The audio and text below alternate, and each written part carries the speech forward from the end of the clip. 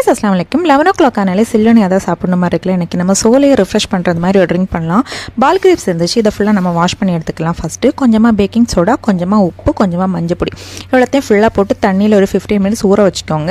அதுக்கப்புறம் 2-3 தடவை தண்ணியில் வாஷ் பண்ணி எடுத்துக்கலாம். இதெல்லாமே தனியாக உறுத்து எடுத்துக்கோங்க. இன்னொரு பாத்திரத்தில் மாற்றிட்டு ஃபுல்லாக தண்ணி போட்டு ஒரு 5 நிமிஷம் வந்துட்டு கொதிக்க விடலாம். ஏன்னா இதோட பல்ப்பும் தோலும் நமக்கு தனியாக எடுக்கணும். ஒரு 5 minutesக்கு அப்புறம் உடனே தான் கிரேப்ஸை வந்துட்டு கோல்டு வாட்டருக்கு சேஞ்ச் பண்ணிக்கோங்க. ஏன்னா இல்லைனா ஃபுல்லாக பாயில் ஆகிடும். அதுக்கப்புறம் அந்த தோல் பல்ப்பு ரெண்டையுமே தனியாக எடுத்துக்கோங்க. நம்ம கொதிக்க வச்ச தண்ணியை தூர ஊற்றிருக்காங்க.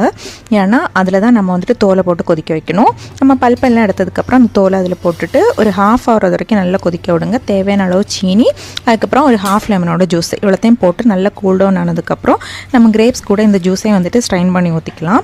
ஐஸ் கியூப்ஸ் போட்டு இந்த ஜூஸை போட்டு ஒரு 11 o'clock மாதிரி சாப்பிட்டிங்கன்னா அப்படி இருக்கும். கண்டிப்பாக ஒன் டைமாவது ட்ரை பண்ணுங்கள். செம்ம சூப்பராக இருந்துச்சு.